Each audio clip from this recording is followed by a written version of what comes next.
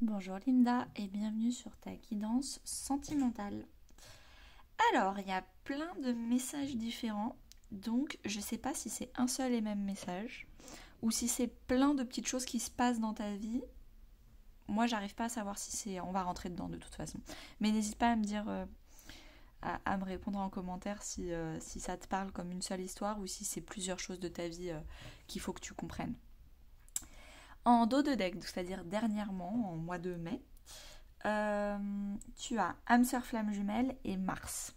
Donc, âme sœur flamme jumelle, c'est une carte qui dit, alors si tu es en parcours flamme jumelle, parcours d'éveil, etc., tant mieux. Et dans ce cas-là, n'hésite pas à aller voir mes vidéos spéciales parcours d'éveil qui commencent par des petites flammes.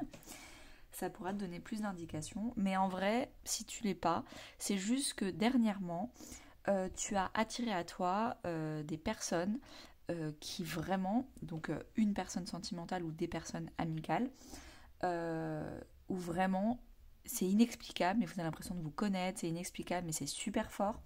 Sachant que quand j'ai mélangé et que j'ai battu les cartes, il y a une autre carte qui est sortie, qui est tombée et que j'ai remis dans le paquet pour tirer. Cette carte-là, c'était lien spirituel. Donc il y a beaucoup de spiritualité, d'inexplicable dans ton tirage sentimental. Donc, avec, on a Mars qui est la carte de l'amoureux, de l'amant, et de la passion, de la sensualité. Donc, je pense que dernièrement, tu as fait la rencontre de quelqu'un avec qui c'est inexplicable, c'est très intense, c'est très charnel, et c'est peut-être même un peu déroutant. Donc ça, c'était dernièrement. Là, en ce moment, t'en es où? Là, en ce moment, changement positif dans une relation existante et maison 2. J'ai l'impression que le changement positif dans la relation existante, c'est le changement entre toi et toi-même. Parce que la maison 2, c'est quoi? La maison 2 en astrologie, c'est la maison de l'estime de soi. C'est aussi la maison de la finance, parce que c'est de la valeur que tu te donnes à toi et la valeur que tu donnes à ta vie, à tes possessions autour de toi. Donc, comme ça, avant, tu avais une mauvaise estime de toi et c'est en train de changer, c'est en train de devenir positif. Tu commences à te donner de la valeur, à te dire que tu mérites le meilleur, à te dire que non, tu vas pas te rabaisser à prendre un truc qui est ok, tu veux un 20 sur 20 dans ta vie. Et là, du coup, tu es vraiment en train de te dire que comme tu mérites le meilleur, bah, tu es aussi potentiellement aussi de t'attirer de l'abondance financière beaucoup plus améliorative, on va dire. Mais il y a un vrai changement dans ta vie et dans ton rapport à toi-même, j'ai l'impression. Ça peut aussi être avoir euh, une personne particulièrement où c'est en train de changer, c'est en train de devenir positif. Pourquoi? Parce que comme tu te respectes, tu arrêtes d'accepter l'inacceptable. Et donc du coup, les personnes qui d'habitude te marchaient dessus ou te respectaient pas, là tu leur fais comprendre que ça va pas être possible. Et donc c'est en train de changer également des relations autour de toi.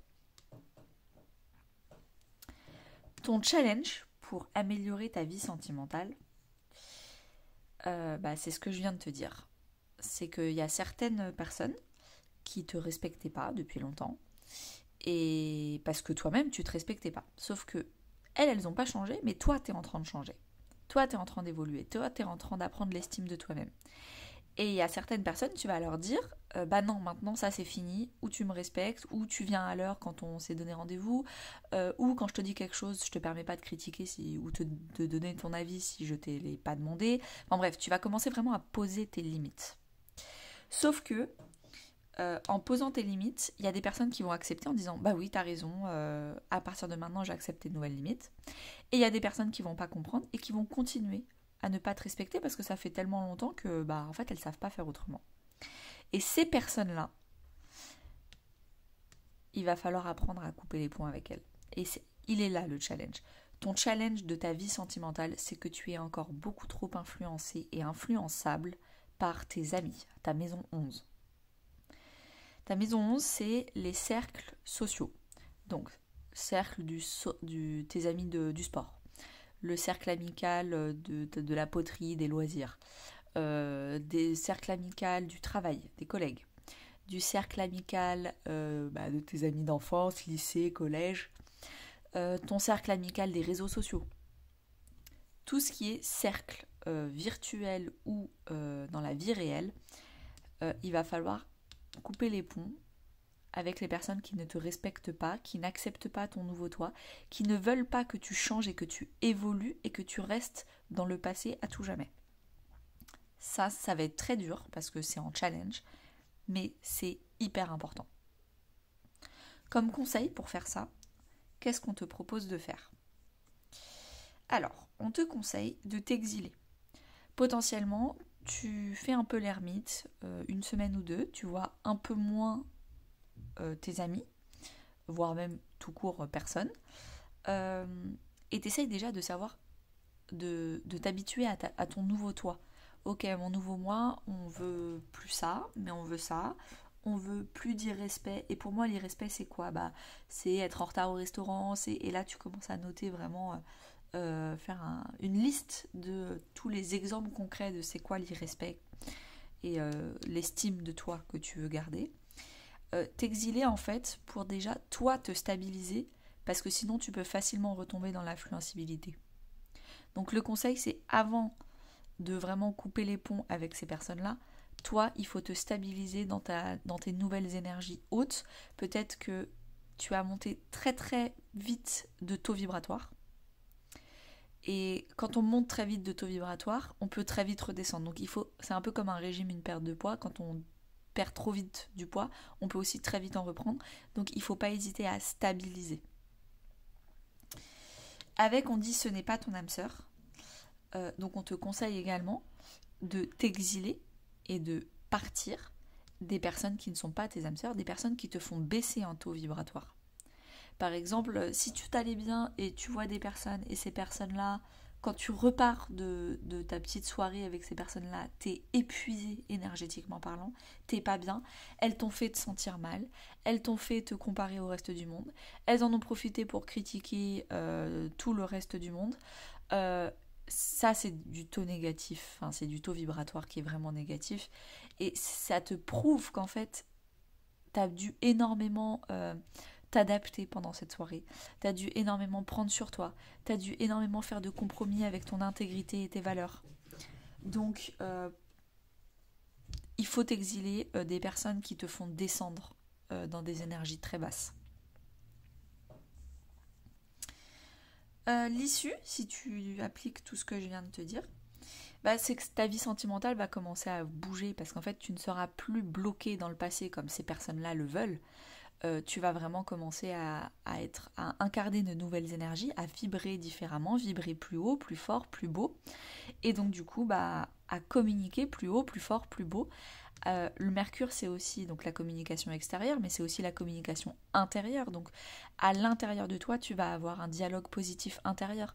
Ah oui, je mérite le meilleur. Oui, je veux sortir avec cette personne. Oui, je suis sûre que ça va fonctionner. Tu vas t'encourager, tu vas vraiment être positif à l'intérieur de toi-même. Et du coup, ça va commencer vraiment à faire bouger les choses dans ta vie sentimentale. Parce que tu seras plus bloqué par des personnes qui, elles, ne veulent pas faire l'effort de voir leurs blessures en face, qui, elles, ne veulent pas faire l'effort d'évoluer, de changer, et qui se permettent de dire « t'as changé, c'est mal ». Non, les personnes qui ne changent pas, il y a un vrai problème. C'est normal de changer, c'est normal d'évoluer, c'est normal de progresser. Sinon, ça s'appelle la stagnation. Si elles ne veulent pas changer, c'est leur problème. Mais elles ne peuvent pas forcer tous les gens autour d'elles à rester en bas avec elles. Les gens, normalement, veulent toujours progresser. Un enfant, il veut toujours évoluer, il veut toujours apprendre à marcher, à apprendre d'autres choses, à évoluer.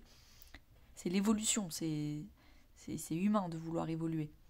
Si ces personnes-là, elles ne veulent pas évoluer elles-mêmes, c'est leur problème. Il ne faut surtout pas qu'elles attirent le reste des personnes, dont toi, à rester en bas avec elles. Non, toi tu veux monter, donc continue à monter. Et continue à évoluer dans ton discours intérieur, dans ton discours extérieur, ça va bouger. Tu vas te sentir un peu comme une montgolfière. Toi, tu voulais t'élever, tu voulais monter, et ces personnes-là, c'est des sacs de sable qui veulent que tu restes en bas. Et quand tu vas enlever ces sacs de sable, et en tout cas, ces personnes-là particulièrement, les enlever, t'exiler de ces personnes-là, là, tu vas voir, tu vas commencer à monter. Et effectivement, quand on monte, ça bouge. Alors que quand on est en bas avec des sacs de sable, c'est statique. On est coincé au sol, on ne peut plus bouger. Donc là, tout bouge maintenant. Tu vas vraiment t'élever comme une montgolfière. La synthèse générale, on a vie en commun et stabiliser. Donc ce que je te disais, c'est stabiliser. Vraiment, il faut stabiliser ton nouveau toi, tes nouvelles énergies positives. Et pour ce faire, il faut te délester des énergies négatives. Et il y a aussi vie en commun, peut-être que il y a le fait d'être en coloc avec ces personnes-là. Peut-être que tu es en train de déménager parce que ces personnes-là, tu étais colocataire ou tu vivais avec ta famille ou c'était des gens qui vraiment te tiraient vers le bas. Et donc du coup, tu vas vraiment apprendre à vivre autrement dans un foyer en tout cas positif. Il y a aussi le fait avec la clé de t'engager envers toi-même. C'est une vie en commun avec toi-même. Tu vas enfin t'écouter toi, arrêter de demander conseil à ces personnes, d'être influençable et tu vas vraiment t'engager envers toi-même, pardon. Il y a aussi le fait que tout bouge maintenant. Vous allez enfin pouvoir communiquer dans ton couple au fait d'emménager ensemble en fait. Vous allez enfin emménager ensemble parce que vous serez délesté d'un poids qui vous empêchait d'emménager ensemble.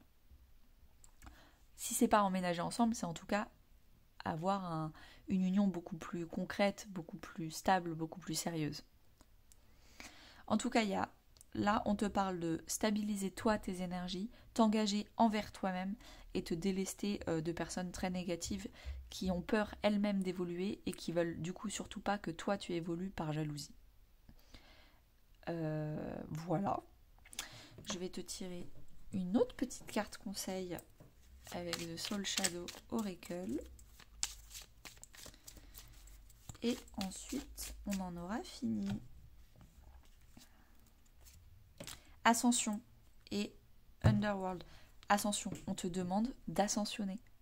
La montgolfière, elle va vers le haut, elle ascensionne. C'est ce qu'on te demande de faire. Et avec, on a Underworld. Il y a des personnes en souterrain qui veulent te retenir. Ouais, tu vois là, la main, elle est pleine de fils pour la retenir, il y a des espèces de menottes en fil barbelé pour la retenir vers le bas. Les mains, elles sont tournées vers le bas. Et il est là. On te demande d'ascensionner par rapport à quelque chose de souterrain qui n'est pas visible, mais qui est... Et alors, attends, petite aparté, hyper important. Elles veulent pas évoluer. Tu arrêtes ton syndrome du sauveur. Je sais pas si tu l'as ou pas, mais je te le fais au cas où. C'est pas à toi de les aider à évoluer. C'est pas à toi de les sauver. On arrête le syndrome du sauveur. Toi, tu évolues par inspiration. Si elles veulent faire la même chose, elles peuvent te demander conseil, mais surtout n'essaye pas de les sauver, de leur donner des conseils, de leur proposer d'évoluer. Si elles sont dans cette énergie-là, c'est que ça viendra plus tard, dans 1 an ou 2. Là, il faut pas les sauver. Et il faut qu'elles-mêmes, elles apprennent à devenir leurs propres sauveurs. C'est ça qui va les sauver, c'est qu'elles-mêmes deviennent leurs propres sauveurs. Ok, et merci beaucoup Linda, et à bientôt.